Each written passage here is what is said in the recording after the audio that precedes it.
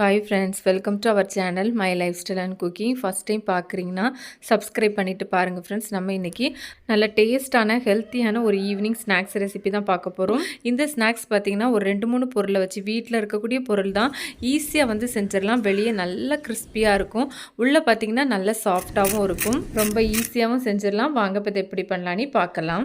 இது செய்கிறதுக்கு 1/2 கப் அளவுக்கு அவல் வந்து எடுத்துருக்கிறேன். இப்போ இதை வந்து ஒரு மிக்ஸி ஜாருக்கு மாற்றி அரைச்சி எடுத்துடலாம். அரைக்கும்போது நம்ம நல்லா ஃபைன் பவுடராக அரைக்கணும்னு வேண்டாம், இந்த மாதிரி அரைச்சி எடுத்தாலே போதும். உங்களுக்கு பார்த்தா தெரியும். இப்போ இதை வந்து நம்ம தனியாக வச்சிடலாம். அடுத்ததாக மீடியம் சைஸில் ஒரு உருளைக்கிழங்கு எடுத்து தோல் சீவி தண்ணியில் வந்து போட்டு வச்சுருக்கிறேன். இப்போ இதை காய் துருவோம்லாம் அதில் இந்த மாதிரி துருவி எடுத்துக்கலாம்.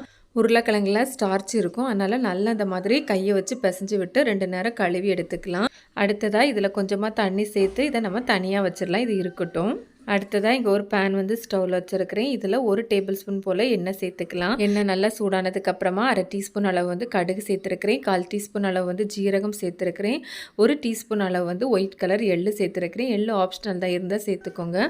இதெல்லாம் நல்லா பொரிஞ்சு வந்ததுக்கப்புறமா இது கூடவே ஒரு பச்சை மிளகாய் மட்டும் நான் சின்னதாக கட் பண்ணி சேர்த்துருக்கிறேன். நீங்கள் உங்கள் காரத்துக்கு தக்கன கூட்டியோ குறைச்சோ சேர்த்துக்கலாம். இந்த மாதிரி நல்லா ஒருக்க கலந்து விட்டுக்கோங்க.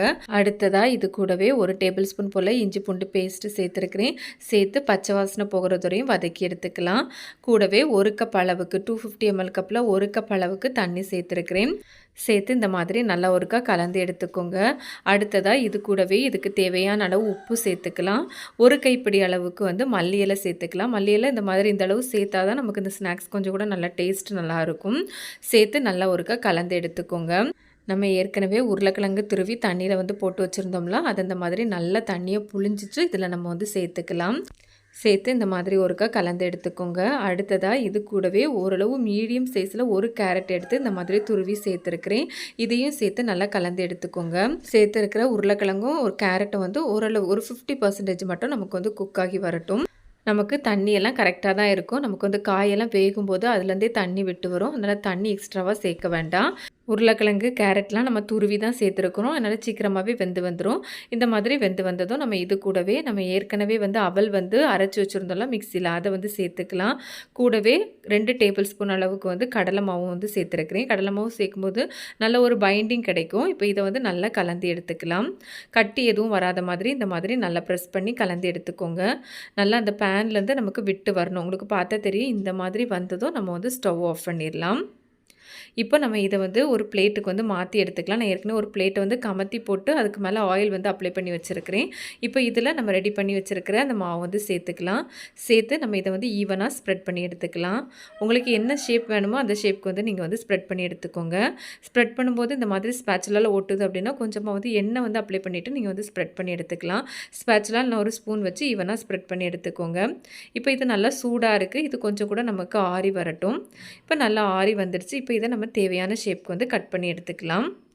உங்களுக்கு என்ன ஷேப் வேணுமோ அந்த மாதிரி நீங்கள் கட் பண்ணி எடுத்துக்கலாம். நான் இந்த மாதிரி ஸ்கொயர் ஷேப்பில் கட் பண்ணிவிட்டு இந்த மாதிரி ட்ரையாங்கிளாக கட் பண்ணி எடுத்துருக்கிறேன்.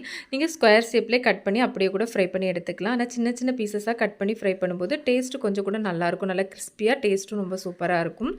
அந்த பிளேட்லேருந்து அதை கட் பண்ணி வச்சுருக்கிற பீஸ் எடுக்கிறதுக்கும் ரொம்ப ஈஸியாக தான் இருக்கும். நம்ம ஏற்கனவே பிளேட்டில் எண்ணெய்லாம் தடவி தான் வச்சுருக்குறோம். இந்த மாதிரி எடுத்ததுக்கப்புறமா அந்த எட்ஜஸை வந்து இந்த மாதிரி ப்ரெஸ் பண்ணி விட்டுக்கோங்க. இப்போ நம்ம இதை வந்து ஃப்ரை பண்ணி எடுத்துக்கலாம். ஃப்ரை பண்ணுறதுக்கு ஒரு பேனில் சூடாக ஆயில் எடுத்துருக்கிறேன். ஆயிலை ரொம்ப அதிகமாகலாம் சேர்க்கணுன்னு வேண்டாம். இப்போ நம்ம இதில் ரெடி பண்ணி வச்சுருக்கிற ஸ்நாக்ஸ் எல்லாம் ஆட் பண்ணிக்கலாம். நம்ம பேனோட சைஸுக்கு தக்கன ஸ்நாக்ஸ் வந்து ஆட் பண்ணிக்கோங்க. ஃப்ளேம் பார்த்திங்கன்னா ஓரளவு மீடியம் ஃப்ளேமில் வச்சு ஃப்ரை பண்ணிக்கோங்க. சிம்லலாம் வச்சு ஃப்ரை பண்ணோன்னே எண்ணெய் வந்து அதிகமாக குடிக்கும்.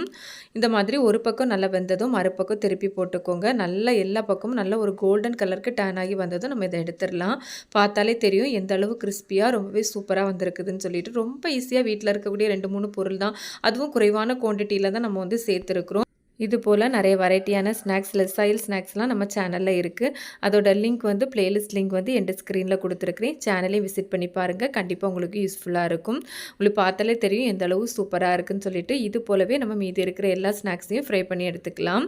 வீட்டில் உள்ள பொருள் வச்சு நம்ம இது நாள் வரை இப்படி செய்யாமல் விட்டுட்டோமே நினைப்பீங்க. அந்தளவு சூப்பராக இருக்கும். சாப்பிட பிளேட்டில் கொடுத்தீங்கன்னா பிளேட்டை காலி பண்ணாமல் எழும்ப மாட்டாங்க. அந்தளவு சூப்பர் டேஸ்ட்டாக இருக்கும் ஃப்ரெண்ட்ஸ். கண்டிப்பாக மிஸ் பண்ணாமல் ட்ரை பண்ணி பாருங்கள். அவ்வளோதான், நம்ம இப்போ எல்லாத்தையும் ஃப்ரை பண்ணி எடுத்துகிட்டு வந்தாச்சு. பார்க்கவே ரொம்ப சூப்பராக இருக்குது. டேஸ்ட்டுமே ரொம்ப நல்லா டீ, காஃபியோட வச்சு சாப்பிட்றதுக்கும் ரொம்ப சூப்பராக இருக்கும். நம்ம இதில் மல்லி இலை, வெஜிடபிள்ஸ்லாம் சேர்த்துருக்குறோம். அவல்லாம் சேர்த்து ரொம்ப ஹெல்த்தியாகவே பண்ணியிருக்கோம் ஃப்ரெண்ட்ஸ். கண்டிப்பாக நீங்களும் இந்த ரெசிபியை ட்ரை பண்ணி பாருங்கள். உங்களுக்கு சவுண்டு கேட்டாலே தெரியும் எந்தளவு கிறிஸ்பியாக இருக்குதுன்னு. நல்லா வெளியே கிறிஸ்பியாக, உள்ளே நல்லா சாஃப்டாகவே இருக்கும். கண்டிப்பாக செஞ்சு பார்த்துட்டு எப்படி வந்ததுன்னு கமெண்ட்ஸ் பண்ணுங்கள். இந்த ரெசிபி வீடியோ கண்டிப்பாக உங்களுக்கு பிடிக்கும். பிடிச்சிருந்தால் லைக் பண்ணி, ஷேர் பண்ணி, சப்ஸ்கிரைப் பண்ணுங்கள் ஃப்ரெண்ட்ஸ். தேங்க்ஸ் ஃபார் வாட்சிங்.